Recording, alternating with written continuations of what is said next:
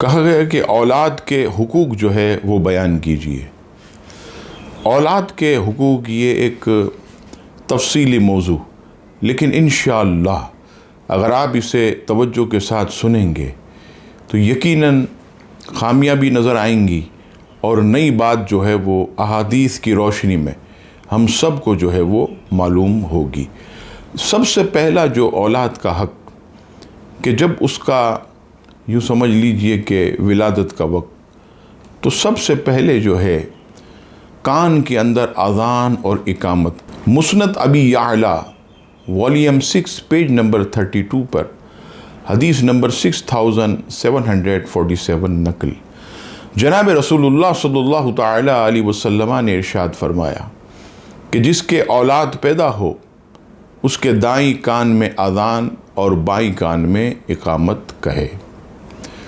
دوسرا حق اس کا عقیقہ کرے۔ طبرانی معجم اوسط کی حدیث پاک، حدیث نمبر 4882، جناب رسول اللہ صلی اللہ تعالی علیہ وسلم نے ارشاد فرمایا کہ 7ویں دن یا 14ویں دن یا 21ویں دن عقیقے کا جانور ذبح کیا جائے۔ اس میں اگر لڑکے کے لیے بھی ایک ہی جانور ذبح کیا جائے تو بھی عقیقہ ادا ہو جائے گا، اور لڑکی کے لیے تو ایک ہی جانور ہوتا۔ تیسرا حق یہ ہے کہ اچھا نام رکھے۔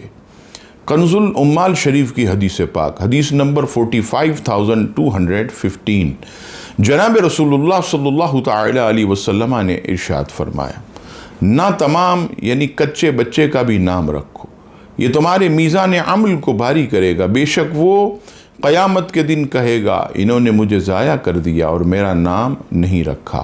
یعنی اس سے پتہ چلا کہ جب کچے بچے کا نام رکھنا ضروری، تو پھر جو ہمارے یوں سمجھ لیجئے کہ جو صحت یاب اور اللہ تبارک و تعالیٰ کے فضل و کرم سے جو زندہ سلامت بچہ پیدا ہوتا، اس کا اچھا نام رکھنا یہ کتنا ضروری ہے، اور نام بھی کوشش کریں کہ ایسا ہو کہ اس بچے کی ذات پر اس کا اچھا اثر ہو۔ چوتھا جو ہے وہ حق مدت ولادت کے وقت سے لے کر 2 سال دودھ پلائے۔ چنانچہ سورہ لقمان کی آیت نمبر 14 میں ارشاد ہوتا، ترجمہ، اور اس کا دودھ چھوٹنا 2 برس میں ہے، یعنی 2 برس تک یہ ضروری ہے کہ عورت اپنے بچے کو دودھ پلائے، اور 2 برس کے بعد دودھ کو روک دیا جائے، پھر پلانا جائز نہیں۔ اس کے علاوہ اولاد کا ایک حق حلال کمائی سے پرورش کرے۔ چنانچہ ترمذی شریف ابواب السفر والیوم 1 پیج نمبر 132 پر حدیث پاک، حضرت کعب بن عجرہ رضی اللہ تعالیٰ عنہ سے مروی کہ رسول اللہ صلی اللہ تعالیٰ علیہ وسلم نے مجھ سے فرمایا، اے کعب بن عجرہ، جو گوشت مال حرام سے پرورش پاتا ہے آگ اس کے لیے زیادہ مناسب ہے۔ اور یہاں یہ بھی یاد رکھیے گا میرے مسلمانوں کہ یہ تو انسان کے لیے مرنے کے بعد آگ کا عذاب۔ دنیا کے اندر بھی اگر کوئی شخص اپنی اولاد کو حرام کھلاتا تو آپ دیکھیے اس حرام کی نحوست ایسی ہوتی ہے کہ اس کی اولاد جو ہے یہ سرکش اور باغی پیدا ہوتی ہے، اس کی اولاد یہ بدماش بن جاتی ہے، اس کے باپ کو جگہ جگہ ذلیل و رسوا کرتی ہے۔ دوسرے تیسرے کام آپ دیکھیے، اس سے یہ پتہ چلتا ہے کہ آدمی جب اپنی اولاد کو حرام کھلاتا تو وہ حرام کی نحوست جو ہے اس کے اندر سرایت کر جاتی ہے۔ لہذا کوشش کریں کہ اپنی اولاد کو، اپنی بیوی کو، گھر والوں کو صرف اور صرف جو ہے وہ حلال طیب اور پاک کمائی کھلائی جائے، اور یہ اولاد کا حق ہے۔ ایک حق اولاد کا یہ ہے کہ تمام بچوں میں برابری رکھے۔ چنانچہ بخاری شریف والیوم 1 پیج نمبر 352 پر حدیث پاک، جناب رسول اللہ صلی اللہ تعالی علیہ وسلم نے ارشاد فرمایا کہ اللہ سے ڈرو اور اپنی اولاد کے درمیان انصاف کرو۔ اور اس کی صورت حدیث پاک جو کہ کنز العمال اس میں بیان کی گئی، رسول اللہ صلی اللہ تعالیٰ علیہ وسلم ارشاد فرماتے ہیں کہ اللہ تبارک و تعالیٰ پسند فرماتا کہ تم اپنی اولاد کے درمیان عدل و انصاف کرو، یہاں تک کہ بوسہ لینے میں بھی، یعنی پتہ چلا کہ ایک بیٹا بہت حسین ہے تو اس کو آپ نے 2 بوسے لیے، ایک سے آپ نے 1 بوسہ لیا، تو یہاں پر یاد رکھیے گا برابری ہونی چاہیے، مساوات ہونی چاہیے، ایک کے لیے 2 سوٹ لائے، ایک کے لیے 1 سوٹ لائے، یہ مناسب نہیں اپنی اولاد میں۔ پھر یہ اولاد بھی محسوس کرتی ہے کہ میری والد جو ہے وہ چھوٹے بھائی سے بڑی زیادہ محبت کرتے ہیں، مجھ پر اتنی توجہ نہیں کرتے، تو اس بات کا خاص طور پر جو ہے وہ خیال رکھا جائے۔ ایک حق اولاد کا یہ ہے کہ اعلان کے ساتھ اس کا ختنہ کرے۔ کنز العمال شریف والیوم 16 پیج نمبر 436 پر حدیث نمبر 45,312 نقل ہے۔ جناب رسول اللہ صلی اللہ تعالیٰ علیہ وسلم نے ارشاد فرمایا کہ 7ویں دن اپنے بچوں کی ختنہ کرو، کیونکہ ایسا کرنا زیادہ پاکی کا باعث ہے، بدن میں زیادہ گوشت پیدا ہوتا ہے اور دل کو راحت پہنچاتا ہے۔ ایک حق اولاد کا یہ بھی ہے کہ اسے قرآن مجید سکھائے، حضور علیہ السلام، ان کے اصحاب، ان کے اہل بیت اور نیک لوگوں کی محبت ان کے سینے میں داخل کرے۔ چنانچہ کنز العمال شریف کی حدیث پاک حدیث نمبر 45,409 فرمایا کہ اپنی اولاد کو قرآن سکھاؤ، نبی پاک علیہ السلام کی محبت، ان کے اصحاب کی محبت، اہل بیت اطہار کی محبت اور اولیاء کرام کی محبت انہیں سکھاؤ۔ یعنی جب یہ چھوٹی عمر میں ہو اور بستر پر آئیں تو انہیں الٹے سیدھی کہانیاں، قصے نہ سناؤ، بلکہ حضور علیہ السلام، صحابہ کرام، اہل بیت اطہار اور اولیاء کرام کے پیارے پیارے ایمان افروز واقعات انہیں سکھاؤ، تاکہ ان کے سینوں میں ان نفوس قدسیہ کی محبت جو ہے وہ پیدا ہو۔ پھر فرمایا کہ اولاد کا یہ حق ہے کہ اس کے منہ پر نہ مارے۔ آپ نے دیکھا ہوگا ذرا بھی اولاد شیطانی کرتی ہے، ایسے ہاتھ اٹھا کر سیدھا منہ پر جو ہے وہ تھپڑ مار دیا، یہ مناسب نہیں۔ ترمذی شریف کی حدیث پاک والیوم 1 پیج نمبر 300 پر آپ علیہ السلام نے فرمایا کہ تم کسی بھی، یہاں تک کہ اپنے جانور کے بھی منہ پہ مت مارو۔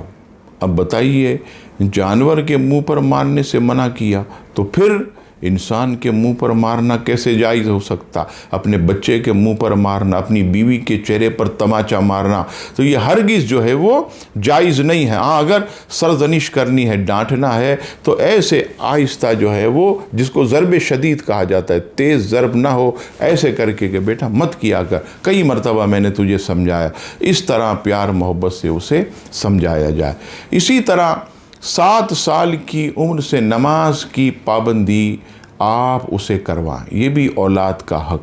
چنانچہ کنز العمال شریف کی حدیث پاک حدیث نمبر 45,331 فرمایا کہ 7 سال کی عمر سے نماز کی زبانی تاکید شروع کرے، یعنی اپنی اولاد کو زبان سے کہتا رہے، بیٹا نماز پڑھو، بیٹا نماز پڑھو، بیٹا نماز پڑھو، یہ حق ہے۔ اس کے بعد ایک حق علم دین، جس کے بارے میں فرمایا کہ علم کا حاصل کرنا ہر مسلمان مرد عورت پر فرض۔ تو اب والدین کی ذمہ داری کہ وہ اپنی اولاد کو وضو کا طریقہ، غسل کا طریقہ، نماز کا طریقہ، روزے کے مسائل، یہ سب چیزیں جو ہے انہیں سکھائے اور اس کا علم جو ہے وہ ان کے سینے میں داخل کرے۔ اسی طرح جیسے ہی اولاد جوان ہو فوراً شادی کر دے۔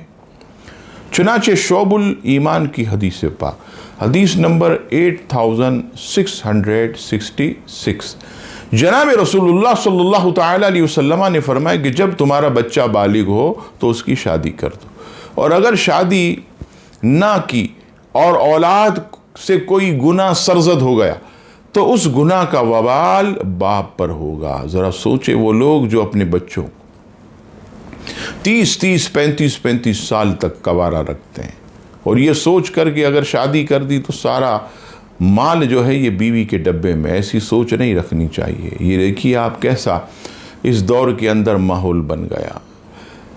ایک نوجوان کے لیے اپنی جوانی کی حفاظت بڑی مشکل ہو گئی۔ موبائل پر آپ دیکھیے کیسی تصویریں، آپ راستے میں عورتوں کا تو کپڑا پہننا نہ پہننا یہ سب برابر. تو ایسے حالات میں اپنی بچوں کی بالغ ہوتے ہی شادی کر دیں. اللہ تبارک و تعالی رزق میں خوب برکت دے گا. آپ کیا سمجھتے ہیں آنے والی کو آپ کھلائیں گے؟ وہ اپنا مقدر خود لائے گی اور اس کے آنے سے مزید جو ہے وہ برکت ہوگی. تو ایمان مضبوط رکھیں، اللہ پر بھروسہ رکھیں، خاص کرم انشاءاللہ ہوگا.